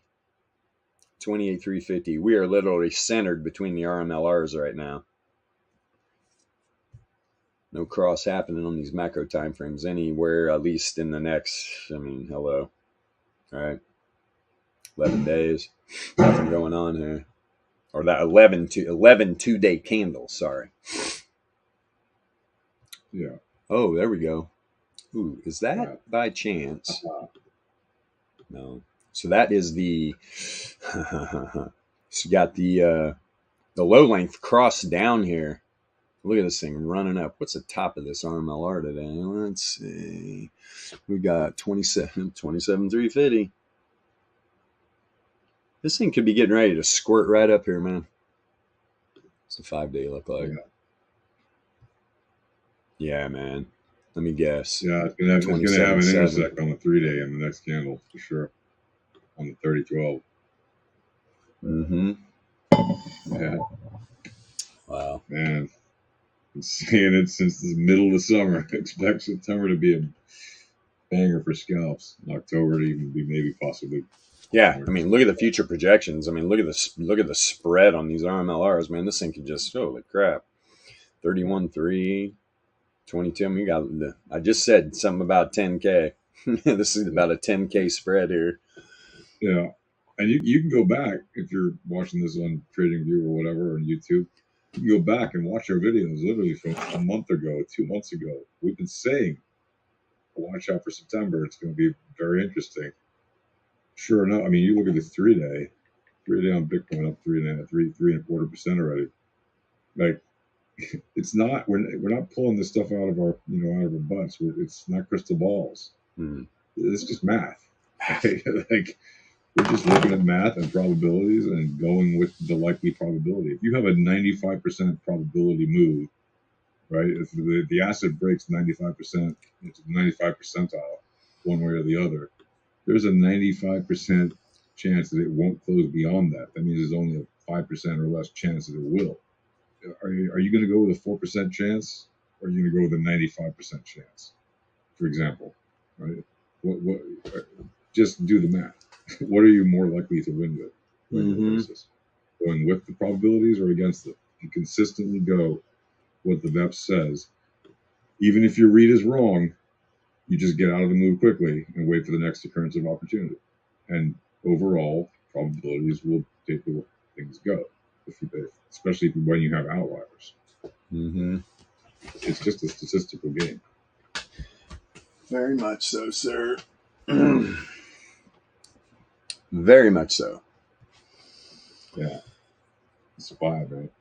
Yeah. Yeah. And come be part of our grassroots freaking revolution, man. That's exactly what this is. Yeah. It's not like we're a bunch of, former freaking traders working at firms out there or anything like that. We're normal folks, man. Normal folks put all this together. Retail traders just like you. Yeah. And Helping we have the retail power traders. of the math on our side, thanks to an amazing group of talented, really smart people who Yeah. know how to do math and know how to build indicators that are just par excellence. And just the amount that they have put forward for us, just madness in this, and just literally. I mean, we've been doing this for a long time, but they put out dozens and dozens of amazing indicators. It's like, wow. You only use as many as you can, process all the signal that you can, and all that stuff. Figure out how to count out the noise and look at the signal. Yeah. So you don't literally need to have the indicators on your chart, right? You can. We have dozens and dozens of indicators, but even if you have just if you're in the mode of using 5 or 10 indicators or whatever, there's more than enough information coming off the primary indicators and the second indicators to really take control and not be running like your head stuck behind your legs, figuring out what's going on. Like you can see the math, and it tells you very accurate information on a consistent basis. And I mean, you all are really lucky. Bilbo's spending hours every day explaining this stuff on live streams. We don't need to be doing this. We could just be trading. 100%. And we're happy to do it because we want people to learn. But it's up to you guys. Yeah, 100%. Totally up to you. And we do this because it's literally fun. Yeah. Trading should be fun. Yeah. If it's not fun, you're not doing it right. Yeah, totally. Because it is. It's exciting, man. And you'll learn, too. You adopt those 3 things, and you start limiting your loss, you will get out of a bad position, and you will be smiling from ear to ear. You're like, why is this guy smiling? He just took a loss. You'd be like, yeah, look how much of a loss I took. Right. And here, by the way, then you write your P&L in your hand and be like, there, how's that? Exactly. Take a peeky there. And knowing when to get out of a good trade, too. Yes. When you're in profit, you got to know when to not be greedy and get out of your trade with your profit in hand, because volatile assets are volatile, right? They will turn on you. Yes. So you got to know when to take your bag out of the stream, fill up your little buckets, get them filled with that liquidity, get them out of the stream as quick as you can, and then just stack them and rack them and rinse and repeat. Like, that's the trick. If you just try to stay in, I mean, look at what's going on with any of these. Look how many moves up and down there are just on this chart, right? If you'd gone from, I don't know, the bottom and you tried to ride it all the way up to the top, look at how many times you would have been in profit and then come back down to zero, been in profit again, come back down to zero, been at a loss again, and then gone back up again. Why? Why submit yourself to that? Why not just take each move as a win and then just rinse and repeat? You can collect a whole lot more little buckets full of liquidity by the end of the day doing fast scalps or doing relatively quick moves than you can just trying to hang on. And swing trading is crazy on volatile assets. I mean, look at these assets. Like, that's the dollar. That right now, you look at the dollar. What? That's if you're going to tell me that traditional assets are not volatile, you don't know how to read charts. Yeah. We can show you the volatility very specifically, and you can tell when it is volatile and when it is not. And to think that traditional stocks and assets and equities and forex and all that are not volatile, just like crypto, you're kidding yourself. Is crypto maybe more volatile? Yeah, absolutely, because you got low liquidity in a lot of them, and so you got crazy moves. And also, Bitcoin's just a beast, and that thing just won't quit. Yeah. So like even traditional assets are super volatile these days, right? I mean, think about it. You've got computers running millions of trades per second, with the average trade lasting less than 0.2 seconds. How do they do it? Well, they move big bags, so they don't need to be in a trade for very long. They're not looking to make 10% returns on a non-leveraged move. They're looking to make a few pennies on the move, or maybe a penny on the move, whatever it is that they're trading. They're very small gains because they're holding huge bags, so a penny amounts to a lot of money for them, right? Because they have many units of that asset that they're trading. So, to think that you could just sit there and hold these assets and outsmart these sharks, you're kidding yourself. The best thing to do is to know how to trade the maths and see when the moves are being made by the algos, which is what our math indicators show you, and then know how to get in, and most importantly, how to get out in profit. And if you're in a losing position, how to get out with a minimal loss and just wait for the next occurrence of opportunity, because it will occur. They always do. Return constantly mean revert. Constantly. If they're not moving back to the mean, they're moving away from it. If they're, that's all they do. They move back and forth from the mean. That's all they do. Sometimes they go sideways a little bit, but they always move away from or towards the mean. Period. End of story. There is no question about that. Right. So use that and use the tools that we have. I mean, the RMLR, my goodness, what a powerful tool that is. The VRE, look, it shows you every level you need to know, the Laplace distributions and the normal distributions, and on top of that, the VRE itself on the 4-hour, the daily, the weekly, and the monthly, shows you everything you need to know. You want to know where price magnets are? You're literally looking at it right now on your screen. You're literally looking at it. All those levels are price magnets, and they all have different strengths. And those strengths are buy pressures and sell pressures. And that's all there is. There is no other way that markets move. It's buy pressure and sell pressure. And that's it. All this volatility, all this entropy, everything else we're looking at, it's all based on buy pressure and sell pressure. Period. End of story. Boom. So, yeah. Come on into alpha trading if you're not already here. You're going to love it. It's the best trading community, period. Yeah. Now you got 22 minutes left on this 4-hour candle, and the probabilities are starting to play out. You're up here at the 4th standard deviation. So by this 4-hour close in 22 minutes, right where I've got my little finger pointed at, that's the 95.4 Laplace on the 4-hour. There's a 95.4% chance this data set closes inside here. Here's the 2nd standard deviation. Considering it's running the standard deviation right now, 95.4% chance it comes down and closes inside this level. It's right back inside 105. Let's see if the probabilities play out. Or does it stay up here at the 3SD? There's a 0.03% chance that thing's going to close we're pretty much right where it's at right now. Because when there's volatility, the deviation levels fluctuate. They fluctuate. All you got to do is just reset the chart. It'll straighten them back out where they are at right now currently. But you can see when this thing started pushing, it's crazy, man. I'm surprised they didn't fluctuate at all. I mean, I reloaded the chart a couple times, but yeah, man, that volatility to the top side, the fact they weren't moving, this is kind of a no-brainer. This thing's starting to pull back. Let's see what happens here by the end of the stream. See if this thing wants to get back inside there. I mean, that's what the probabilities are saying. And there's a lot of div too. Lots of div. Here's that 15-minute. And then you look where that reverse wave trend is, 104.83. That is right. Oh, yeah. Hold on. Okay.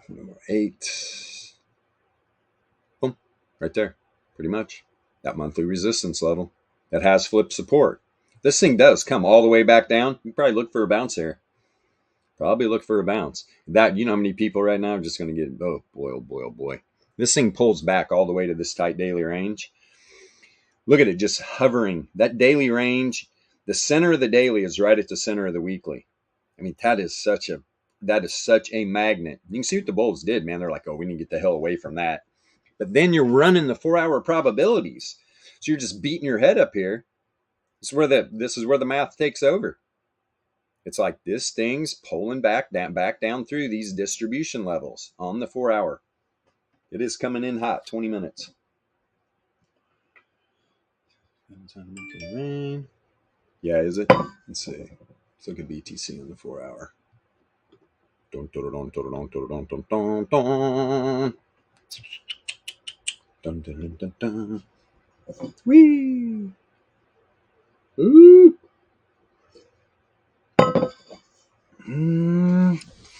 Yeah, look at that bear. COV, I baby. mean, Let's go variance. here's the thing. I mean, is the bear div where you really had it, man. This returns oscillator dropped out right here. Here's the pullback on the 4 hour. Right, the returns oscillator, we're already heading down. When did that 2 4 hour candles come back down to reverse wave trend? Right when it crossed the zero mean. Right when it crossed the zero mean. But then what did that set up at the crosshair? Hidden bull. It's been running ever since. It's been running on hidden bull. So if we're going to go all the way back to this top right here, yeah, you have a lower high right here, but look at the positive correlation on the returns oscillator heading back up. You see here, and you even had a little hidden here too. Had another point of hidden. Boom, and then it took off. So that was hidden. Then it set up a little more local hidden, and then it's popping. You're getting ready on the 4 hour. The And look at 9 that entropy. getting ready to cross. Getting ready to cross the 99 log MA. Right, so here's the support down there. There's the resistance. Man, it got up on time. If this power mean band on the 4 hour and reverse wave trend cross up this 99, you slowly get this move up here. Get the power mean band crossing up. Looking pretty good. Like you're going to see it on the 90 minute. Let's see. Plus, you got that entropy move coming. Looks like it's going to be building up to a trending move. Let's see. Yeah, because look at the 90. There's no bear div at all. Yeah. Low length or high length Z score. What the random walk. What the hell? To the upside. Still. Hold on for a second. I mean, look at this information screen. That is telling you where the asset is in the deviation bands. It's telling you where that asset is in relation to the power mean bands. It's telling you where the asset is moving along with the variance. What is the variance? It's the spread of data around the mean. It's another term for volatility.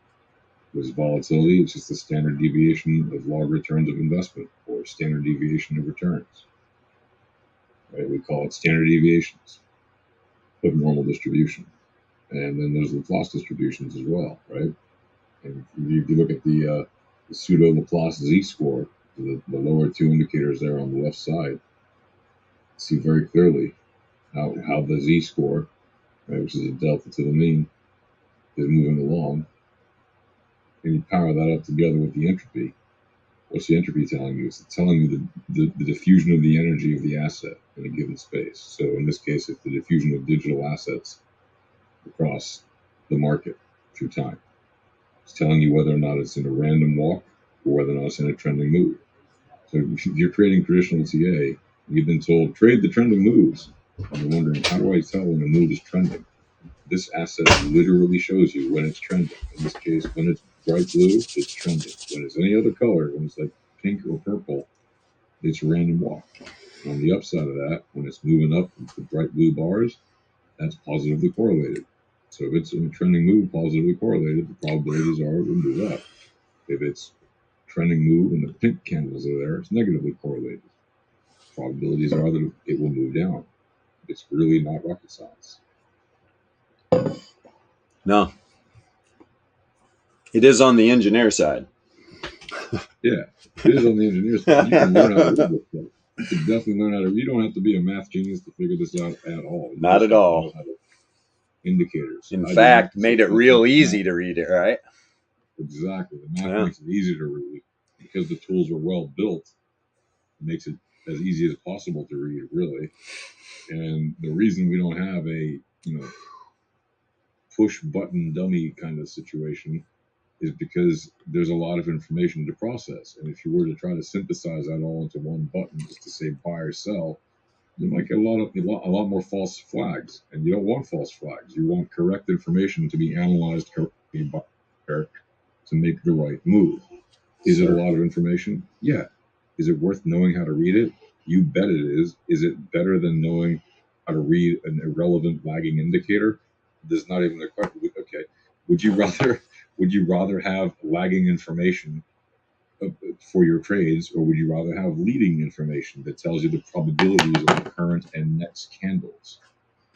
I mean, would you rather know what is likely to happen in the future or not? That's the question.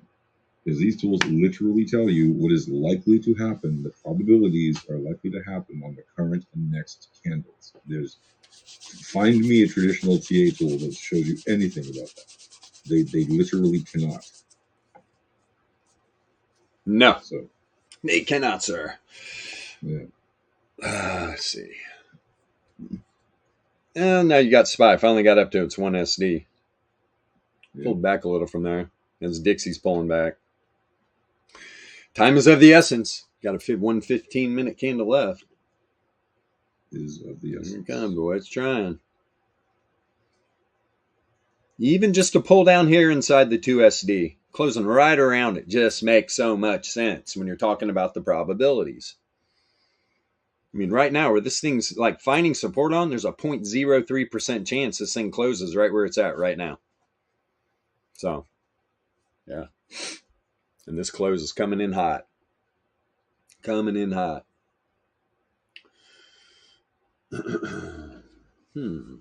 Very interesting. As you can see, it appears that we are going down. It appears Dixie's pulling back a bit. Yes, it does. And there was a bunch of bear div right up there. I mean, dude, you're up here so high in these. And you can see now that I reloaded the dollar index, right? Look at the distribution level. Now it all flattened out. Right where it is currently. And you can see, though, if this little move, it's starting to slope down now. Yeah.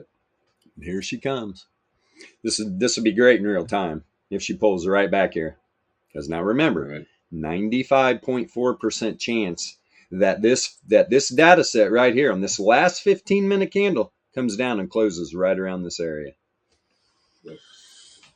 Ooh. No. Can it beat the probabilities? You bet. Look at the previous candles. Did it beat the probabilities? While it busted through the first standard deviation, it busted through the second standard deviation, it busted through the third. So, of course, it can beat the probabilities. Yep. But it can also respect the authority of the maths, right? The VEPS do not lie. They will tell you the probabilities. And that doesn't mean that every single time that it will go only the way the overwhelming majority of the probability says. But it does mean that the overwhelming majority of the time it will.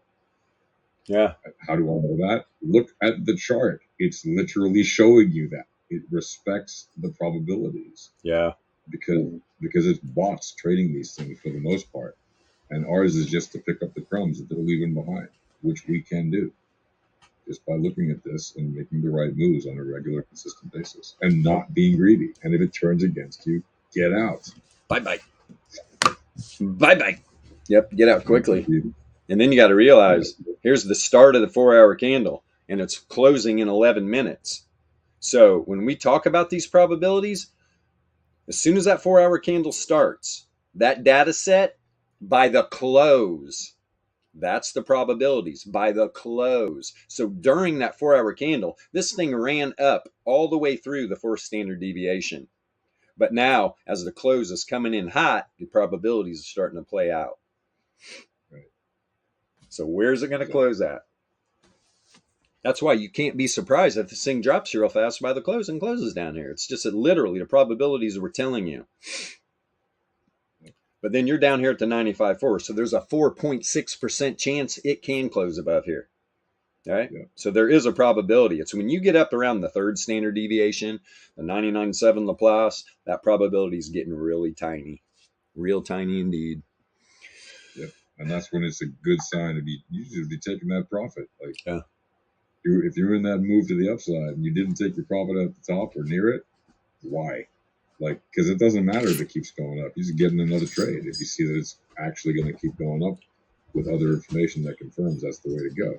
Like, if you just look at these price magnets and you say, all right, you hit that target, it's take profit time. And then it doesn't matter which way it goes. You've got more capital in your base. Yeah. Oh, no, but now I missed 0.7% gains extra that I could have made because I didn't get in until it went back a little bit over where I was. So what? So what? You want to trade. Now do that again, and then do that again, and then do that again. by the end of the day, you're going to win a lot of trades, and you're going to be singing praise math by the end of the week. You keep stacking and racking. Yeah. Look at the resilience of this thing. Jesus, pulled right back up. So it's running. It's really trying. It's going to try to close up here. 0.03% chance when it comes to normal distribution. Still a probability. And this is what volatility can do.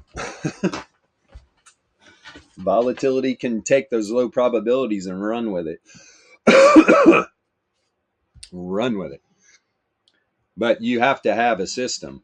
You can't be like, well, sometimes I'll do that, sometimes I won't. It's like you can't be like that when it comes to the probabilities. You either got to play the probabilities or not play the probabilities. I play them. Even if it goes against, everything that you believe is happening. Hey, you got to run with it. And it's all volatility. You can see on Dixie, on those low time frames, man, that volatility was spiked hard. Big time. Good stuff. Let's see here. Not gonna lie, man. I mean, you close up above this 3SD, woohoo! If it doesn't immediately pull back and start working to lower side 4-hour probabilities going into the close of the day, this thing could have continuation, man. This thing could have continuation. Because look, I mean, you're not even by the first standard deviation on the daily. You were a few 15-minute candles ago. But like right now, when we're talking about daily probability levels, yeah, man, this thing roared up through the 4SD or the 4 standard deviation on this 4-hour candle. But look, I mean, it pulled back, trying to run back down with the probability cell. It's popping back up to the daily 1SD.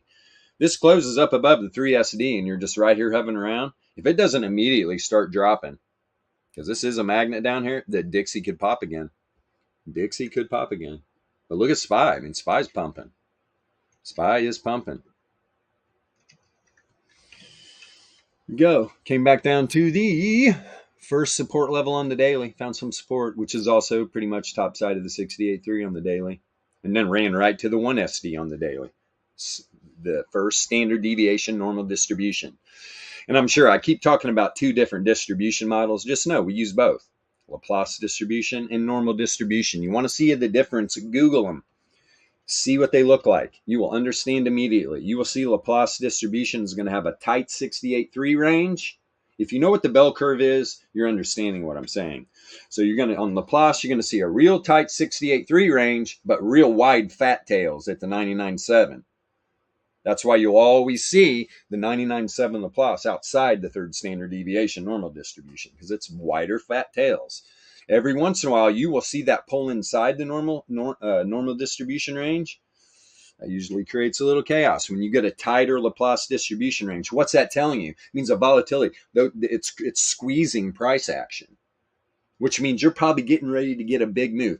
Know that. You ever see the 99.7 Laplace pull inside the 3SD, get ready. There's probably a move coming, because that Laplace distribution is just squeezing price action. Price action doesn't like to get squeezed by old Francois Laplace, where, I forget his whole name. Very smart French mathematician. So yeah, good stuff, man. Somebody's opened up a cheese wrapper.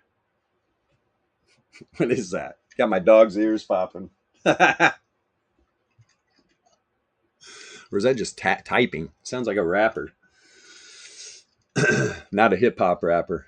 Cheese rapper. Yes, Francois Laplace. He's a good man. Pretty sure in one of the educational channels we give a good rundown on him. On all of it. Oh, Dixie, you're so fine. You're so fine. You blow my mind. Hey, Dixie, you have 5 minutes, man. What are you going to do? You really going to close above the 3SD? Not saying you can't. You're a big boy. Or a girl. Or he, him, or whatever the hell Dixie wants to be called today. Yeah, that's a joke. We live in clown world over here in the States. The whole world's going, have you seen the clown show? My poor iPad got beat up in that wreck, man. He took a big, nasty dent on the corner. It's clown world everywhere. My God, dude. I got glass on the back of it. Jesus. Guess I should have cleaned off the iPad cover. Shit spilled all over it. My God. Crazy. So what, we got the chat here. I'll put this pick in here. Everybody can see the madness. I'll show you the bad side. Where the hell is this at? Dun dun dun dun dun dun dun dun dun dun dun dun. I'll just pop it in general chat. Oof. The first pictures where I got pit maneuvered by the big fucking might as well have been a semi. On the right side. Oh, just ugly crash, man. Thing is totaled. Hell, the roof's dented. The freaking door jam's all dented and smashed up in. You can't fix that shit. You can't fix the roof. Can't fix the door jam. That thing is totaled. It needs 3 doors, 3 quarter panels, a cutout roof. You have to weld in a new door jam. They're not fixing that poor little kid. I knew when I left it at the freaking record lot, I was like, I'll never see you again, my friend. I'm so sorry. Sad day in Keyland, man. My little gas miser. Damn it. Because I live in the boonies. So when you commute, it's rough. Gotta have good gas mileage. Yeah, boy, look at Dixie, man. Get it, man. It's just like, I'm going to fight. I'm going to go up. Beat them probabilities. Going to go to the rare ones. So yeah. It's trying to close the 4 hour above the daily 1SD. I mean, I'm afraid if that happens, this Dixie could, because you're going to get new 4 hour probabilities and you're closing above the 1SD on the daily. Yeah. Could be fake out time. This thing could dump. That's what I said. Just be patient. Like first, maybe couple 15-minute candles of this new 4 hour to see what this thing's going to do. Because I'm telling you, it could reject. Yeah. It could reject. Because there is bear div playing out. This is just a battle of the algos. These algos know where these 4 hour distributions are at, man. Yeah, there is no doubt about it. You can have a candle or two defy your odds and kind of blow you away, and then realize after, oh, we have to return to what we expected with the math. Yeah, that's because it's doing what the math is indicating. So it can, like we said, these are probabilities. These are not guarantees. But you go with the probabilities, the majority. If you're consistent about the way you trade, just go and you just want a simple way. Yeah. Just go with the probabilities and pull out if it's going the wrong way, and stay in if it's going the right way, and then get out as soon as the probabilities, as soon as the move has been made and the targets have been acquired and hit. And Donnie, I did get it. I do have it. There, let's put a pic in general chat. That's what I'm saying. Now I got to drive the Challenger. Frickin' in the way I drive the Challenger, yeah, you're getting about probably 5 to 10 miles to a gallon. I mean, it's a Mopar big block Hemi. They don't get good gas mileage. Especially if you put your foot in the thing. You can just hear it. You can hear the gas. Crazy. Yeah, fun car. Fun car. Yeah, if y'all haven't seen that thing, I think I've at least posted 2 memes about. Yeah, it's beast, man. That thing is it's so fun, man. Just stock, naturally aspirated big block Hemi. I mean, it is fun. Fun as hell. But you gotta. The thing is with these new big block Hemis, the Hellcats, they're all forged internals, obviously, because they got the supercharger on it, right? So just boosted up big time. But the naturally aspirated Hemis, they're not, man. And because of EPA regulations, they move the piston rings way to the top of the piston. So you can have, oh my God, you can blow those motors really easy. I mean, there's people that are putting boost on them. You go over 4 pounds of boost, and you will blow those Hemis up. So people are putting turbos on them, but you can't just give it a lot of boost. So at some point, I'm going to take that 6.4 liter 392 Hemi, and I'm going to stroke it to a 426 and put the Hellion twin turbos on it. And the other guy a couple guys that did that, they're getting about 900 horse to the wheels. Pretty much about what a Demon 170 is getting at the wheels. So you got that new 4 hour now. Yes, we do. And what is it going to do? You literally just closed that 4 hour above the daily. Just above. But look at Spy. Spy's like, oh yeah, here, I'll run with you, dog. I mean, I'm telling you, man, I'm thinking this dollar is probably going to pull back. Let's see here. Spy is running. Yep. And SPY at the same time, right? It closed that 15-minute candle below the 1SD, but boy, it's sure trying here. But then you got this first weekly resistance level. This will be it. Well, you know, what's going to happen here? Because you got room to run. Where's the top of the daily at on SPY? There it is right there. Below the 95.4 Laplace, 451.70. So SPY wants to run. I mean, you got a top up here. And if it wants to exceed it a little bit, because we have seen the volatility in these markets lately is absolutely insane. So this thing could definitely run to the 95.4 Laplace on the daily and close outside the daily range. It's all yet to be seen. To do that, I mean, if SPY's correlated with Dixie, they both can run. They both can run. That's why correlation is so important. If Dixie pulls back, man, it could be real quick. You could literally get a couple 15-minute candle just boom booms, make it to the top side. Oh, hilarious. Whales doing whale shit on a Saturday. Yep, that was the day I bought her. And it is. It's just, it was such a unique car. I literally went in to buy it. They had two last call Hellcats. One was a jailbreak, one was a regular. But I've been there going in to buy a Hellcat, but neither one of them was a wide body. And if you got a Hellcat and you're trying to run on 245s on the back, you're going to burn those tires off in a day. So that Scat Pack was literally inside with the Hellcats. I took one look at the wide body Scat Pack and went right to it and said, okay, I'm going to do myself a favor because I really like this Scat Pack. I want to test drive this Scat Pack before I get in a Hellcat. Because I knew if I get in a Hellcat, I'm going to walk out with the Hellcat because I'm going to hear the whine of the supercharger and fall in love and blah, blah, blah. So I drove that Scat Pack first, and dude, it was just like, screw the Hellcats, I want this. With the Go Mango paint and the shaker hood, and it's a manual. It's a very rare car. Very rare car. Challenger, Scat Pack, wide body, shaker, manual, 6-speed transmission. That's fun. Yeah, right? I know, Jeff. Hilarious. My friends here were laughing their ass off. They're like, so you got a Kia Soul and a Dodge Challenger. You're all over the map. I was like, yep. If I still had my GMC dually, I would really be all over the map. So you got a hot rod, a dually, and a Kia. Yeah, you got to pull the fifth wheel with one, good gas mileage with one, and then, you know, I'm getting old. I had a midlife crisis. Take the Challenger out and pick up some ladies. Hilarious. What time is it? 11:03. Yeah, we're about to wrap this baby up. We're about to wrap this up.